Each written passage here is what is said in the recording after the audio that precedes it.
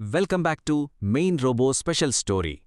నా తెలంగాణ కోటి రతనాల వీణ అంటూ నిజాం నవాబు గుండెల్లో రైళ్లు పరిగెత్తించిన అక్షర యోధుడు, దాస్య సంకెళ్లను తెంచడానికి కలాన్ని ఖడ్గంగా మార్చిన ప్రజాకవి ఆయనే దాశరథి కృష్ణమాచార్య.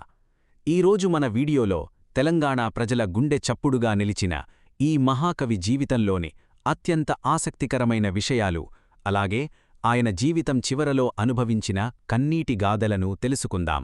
దాశరథిగారు 1925లో వరంగల్ జిల్లా గూడూరులో ఒక సాంప్రదాయ పండిత కుటుంబంలో జన్మించారు. నిజాం అరాచక పాలన, రజాకార్ల దౌర్జన్యాలు జరుగుతున్న కాలమది.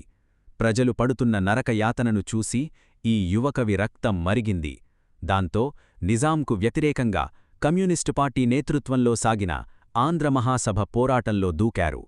ఊరూరా తిరుగుతూ తన పద్యాలతో ప్రజల్లో విప్లవాగ్నిని రగిలించారు. దాశరథి గళం వింటే చాలు ప్రజల్లో పూనకాలు వచ్చేవి. అది చూసి తట్టుకోలేకపోయిన నిజాం ప్రభుత్వం ఆయనను అరెస్టు చేసి జైల్లో పెట్టింది.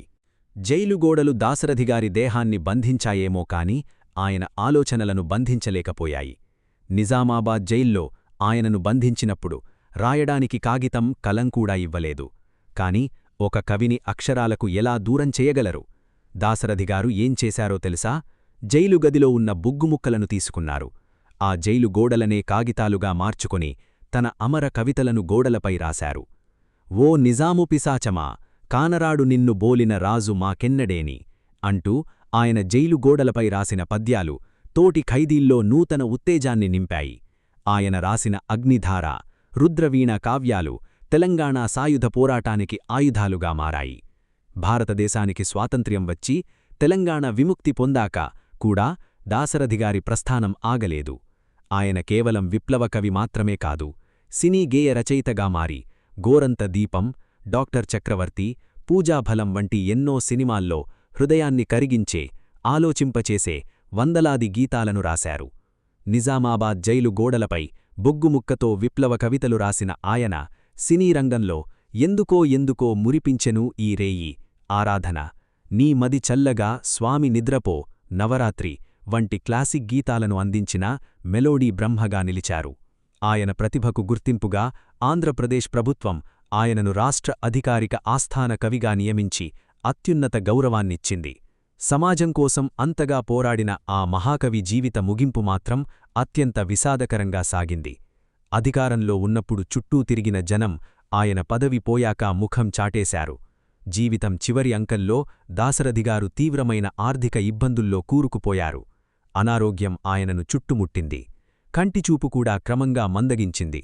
ఒకప్పుడు కోట్లాది మందిని తన కవిత్వంతో ఉర్రూతలూగించిన ఆ హస్తాలు చివరి రోజుల్లో మందుల ఖర్చుల కోసం, ఇతరుల సహాయం కోసం ఎదురుచూడాల్సి వచ్చింది. అన్నింటికంటే పెద్ద విషాదం ఏమిటంటే ఆయన మరణించిన తీరు. 1987 నవంబర్ 5న దాశరథిగారు కన్నుమూశారు. కాని ఆ మహానుభావుడి భౌతిక కాయానికి దక్కాల్సిన కనీస గౌరవం కూడా దక్కలేదు. ఆయన చనిపోయినప్పుడు చివరి చూపు చూసేందుకు కనీసం 10 మంది కూడా రాలేదు. అధికార లాంఛనాలతో జరగాల్సిన అంత్యక్రియలు అత్యంత సాదాసీదాగా కొద్దిమంది సమక్షంలోనే ముగిసిపోయాయి. నా తెలంగాణ కోటి రతనాల వీణ అన్న కవి ఆ రతనాల సీమలోనే ఒంటరిగా నిరాదరణకు గురై అనంత లోకాలకు వెళ్ళిపోయారు. సమాజం కోసం జీవించిన కవులకు మనమిచ్చే గౌరవం ఇదేనా అనిపించకమానదు. ఆయన భౌతికంగా మన మధ్య లేకపోయినా ఆయన రాసిన ప్రతి అక్షరం తెలంగాణ అస్తిత్వంగా ఎప్పటికీ బతికే ఉంటుంది. ఈ స్పెషల్ స్టోరీపై మీ స్పందన కామెంట్ సెక్షన్లో తెలియజేయండి. మన మెయిన్ రోబో ఛానల్ని లైక్ చేయండి, షేర్ చేయండి మరియు సబ్స్క్రైబ్ చేయడం మర్చిపోకండి. మరో ఆసక్తికరమైన ప్రత్యేక కథనంతో మళ్ళీ కలుద్దాం.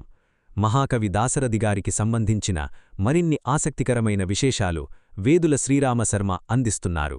కవిత్వ దివిలో విరిసిన పారిజాతం, మానవత్వ ప్రేమగీతం, కవితాగ్నిధారల డాక్టర్ దాశరథి. కాలంతో కదిలి కాలంలో కలిసిపోవాలి. మనిషి మారాలి, మనసు మారాలి, మారిన లోకం మార్చాలి అన్న కవితాంబుది డాక్టర్ దాశరథి. చిరునవ్వుల వరమిస్తే చితినుంచి లేచొస్తానన్న చెలిమి ఆశావాది. మానవత్వ కలిమి కవితా శరథి డాక్టర్ దాశరథి. అటు కలిసే కళ్ళు కురిసే పూలవాన, వెన్నెల్లో మల్లియల గుమగుమల ఆ సోనల ప్రేమ గీతాలు, ఇటు భక్తి దేశభక్తిల కవిత్వ శక్తి దాశరథి స్ఫూర్తి. నా పేరు ప్రజాకోటి, నా ఊరు ప్రజావాటి అంటూ జాతి జనజాగృతి అభ్యుదయ భావ కవితా పయోనిధి డాక్టర్ దాశరథి. అస్తవ్యస్త వ్యవస్థపై మార్పు నా తీర్పు అంటూ ధ్వజమెత్తిన ప్రజా చైతన్యం, లక్ష్య అక్షర స్వరమైత్రితో తిమిరంతో సమరం చేసిన తెలుగు కవితా వికాసంలో అభ్యుదయ యుగ విలాసం మహాకవి డాక్టర్ దాశరథి కృష్ణమాచార్య. అనాదిగా సాగుతోంది అనంత సంగ్రామం, అనాథుడికి ఆగర్భ శ్రీనాథుడికి మధ్య అంటూ ధనవంతుడు శ్రీమంతుడికి కొత్త ప్రయోగమై ఆ శ్రీనాథుడు అనాథుడు ఇటు శ్రీనాథుడు అండంలో తేట తెలుగుతనాన్ని కవిత్వ కర్తవ్య కథన తేజ కవన పెన్నిది డాక్టర్ దాశరథి. జనం మనం ప్రభంజనంగా ప్రజా పోరాట శరథి దాశరథి. మాటల్లో నిజాం నిరంకుశంపై మంటల అగ్నిధార కురిపించి నా తెలంగాణ కోటి రతనాల వీణంటూ ప్రజాస్వామ్య భావ స్వేచ్ఛల రుద్రవీణ మోగించిన కావ్య సృజనశీలి. మహాంధ్రోదయం, పునర్నవం, కవితా పుష్పకంల కావ్య చైతన్య శంకారావమై ఆంధ్ర మహాసభ, హైదరాబాద్ సంస్థానం స్వాతంత్ర పోరాటాల్లో చురుకైన పాత్ర పోషించి నిజామాబాద్ జిల్లా గదుల్లో సైతం కవిత్వ కథన అక్షర సేనాని, అభ్యుదయ భావ సంస్కృతి వైతాళికుడు డాక్టర్ దాశరథి. ఇందూరు ఆ జైలు గోడలపై ఎక్కడైతే ఆ నిజాం నిరంకుశంపై కవితా అగ్నిధార కురిపించాడో అక్కడ ఆ నిజామాబాద్లో ఆయన కలుసుకోవడం, ఆ చౌరాస్తాకి దాశరథి చౌరాస్తా అని నేను మున్సిపాలిటీలో చేయడం ఒక అద్భుతం. ఎందుకంటే అప్పుడు ఆయన ఒక విశిష్టమైనటువంటి సమ్మేళనం నిర్వహించడం, ఎన్నో సభల్లో కలుసుకోవడం. డాక్టర్ రావురు భరద్వాజ్ జ్ఞానపీఠ అవార్డు గ్రహీత, అలాగే డాక్టర్ దాశరథి ఇద్దరితోటి మా పిల్లల్ని మా కూతుర్ని ఎత్తుకుని వాళ్ళు ఎంతో ముచ్చటలతో ఉన్నప్పుడు ఇద్దరితో వాళ్ళలో ఉన్నటువంటి నా మీద ఉన్నటువంటి ఆప్యాయత కురిపిస్తూ పంచుకున్నటువంటి ఆ క్షణాలు ఎప్పటికీ కూడా గుర్తుండిపోతాయి. అటువంటి ఆ విశిష్టమైనటువంటి కవి డాక్టర్ దాశరథి నిజంగానే వైతాళికుడు, భావ సంస్కృతి వైతాళికుడు. భూధరము, సాగరము, భూతలము, ఆకాశము, భరతధరణి నా గృహం, భరత జాతి నా అహం అంటూ అలుగునేనే పులుగునేనే వెలుగునేనే తెలుగునేనే అంటూ దాటిగా దీటైన కవిత్వ సారథి డాక్టర్ దాశరథి. ఆ చల్లని సముద్ర గర్భం దాచిన బడబానలమెంతో, ఆ నల్లని ఆకాశంలో కానరాని భాస్కరులందరో,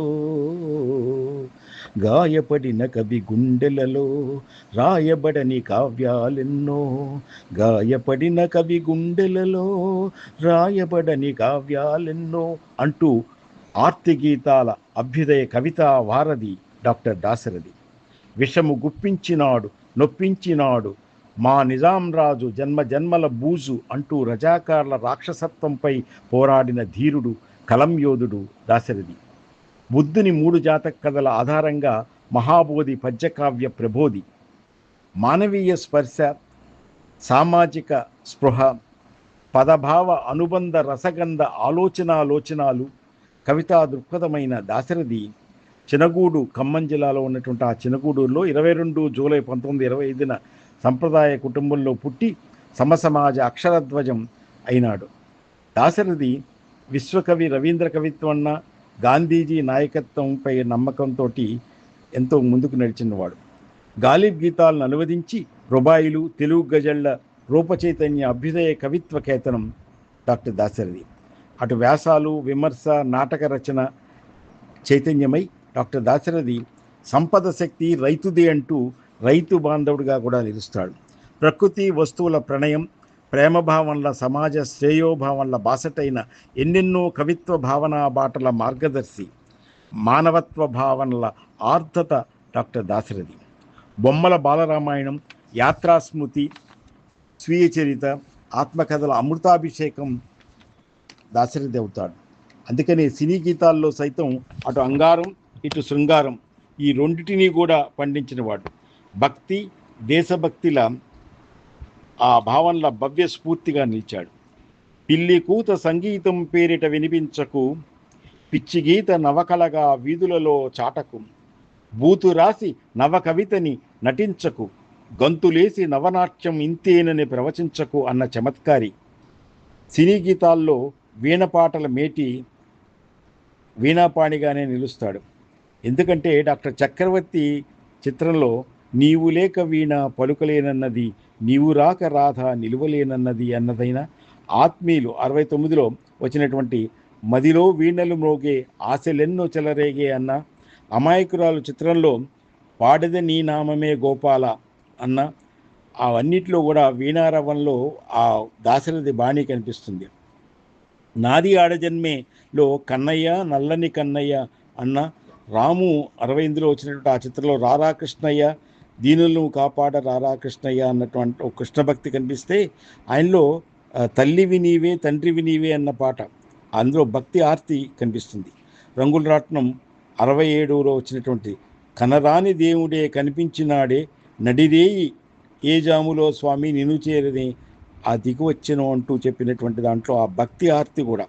బుద్ధిమంతుడు 69లో వచ్చిన దాంట్లో నన్ను పాలించగా నడిచి వచ్చితివా అన్న, చిట్టి చెల్లెలు 70లో వచ్చినటువంటి మంగళగౌరి మమ్ముకన్న తల్లి అన్న అందులో ఇటు భక్తి అటు దేశభక్తి ఇటు భక్తి రెండింటిని ఎంతో విశిష్ట స్ఫూర్తిగా నిలిపినవాడు. 1961లో ఇద్దరి మిత్రుల్లో ఖుషీగా నవ్వుతూ చలాకీ మాటలు రువ్వుతూ అంటూ ఇటు ఉర్దూ పదాలని కూడా మిళితం చేసినటువంటి ఆ తెలుగు సిసలైన తెలుగు కవి అని చెప్పచ్చు. శ్రీమంతుడులో ఎంతో చిన్నది జీవితం ఇంకా చిన్నది యవ్వనం అన్న దాశరథి బంగారు గాజులు 68లో వచ్చిన దాంట్లో విన్నవించుకోనా చిన్న కోరిక అంటూ తన యొక్క నివేదన అందిస్తాడు. మాతృదేవత 69లో వచ్చిన దాంట్లో మనసే కోవెలగా మమతల మల్లెలుగా నిన్ను కొలిచేదంటూ చెప్పడం, మోగనములో ఈవేళ నాలో ఎందుకో ఆశలు అని చెప్పడం, నిజమైన కలయైన నిరాశలో ఒకటేలే, అది నిజంగానే ఒక వేదాంత ధోరణి అయినా చాలా అందంగా చెప్పినటువంటి భావం. మూగ మనసులు 64లో గోదావరి గట్టుంది గట్టు మీద చెట్టుంది చెట్టు మీద పెట్టుంది ఆ పిట్ట మనసులో ఏముంది అని అడగడంలో ఆ గోదావరి ఆ గలగల యొక్క ఒక ప్రశ్న మనసుని ఒలలాడిస్తుంది. మనసులో గలగలలాడుతూ ఆ గుసగుసలుగా వినిపిస్తూనే ఉంటుంది. ఆ పిట్ట పేరు ఆ మనసులో ఉన్న దాంట్లో ఆ పిట్ట పేరు ఏమిటో అని మనని ఆలోచింపజేస్తుంది. అటువంటి ఆ కవి అమరశిల్పి జక్కన్లో అందాల బొమ్మతో ఆటాడనా అంటూ మనలో మనసుతోటే ఆడుకుంటాడు. దాగుడు మూతలు గోరంక గూటికే చేరావు చిలక అంటూ చెప్పిన మనకి చాలా ముఖ్యంగా ఆ భావనలో ఉన్నటువంటి వైచిత్రి ఆ విశిష్ట శిల్పం మనకు కనిపిస్తుంది. చిలక గోరింకకెందుకే కొండంత అలక అంటూ అడిగిన వెన్నెల దరహాసం వెన్నపూసల యొక్క కంబదనాల తెలుగు పాట మనకి దాశరథి పాటే వినిపిస్తుంది. కుటుంబ బంధాలు తీయరా తలుపులు అన్న దాశరథి 5 నవంబరు 1997 తన జీవితానికి తలుపులు తెరుచుకుని భౌతికంగా పైకి వెళ్ళినా దివికి వెళ్ళినా ఆ దివిలో విరిసిన పారిజాతం దివికేగినట్టే అనిపిస్తుంది. ఆ పాటల పారిజాతం మనకి ఇలలో లేకున్నా ఉమ్మడి ఆంధ్రుల ఆస్థాన కవిగా ఎప్పటికీ చిరస్మరణీయుడు. ఆంధ్ర యూనివర్సిటీ చేత కళాప్రపూర్ణ అందుకుని 2000కు పైగా పాటలు అందించినటువంటి విశిష్టత ఆ సినీ గీతాల్లో చిరస్మరణీయంగా ఉంటాడు. నిన్ను వదిలి నేను పోలేనులే అని రాయడమే కాదు, మనని కూడా ఆ భావాలు ఎప్పుడు వదిలిపోవులే.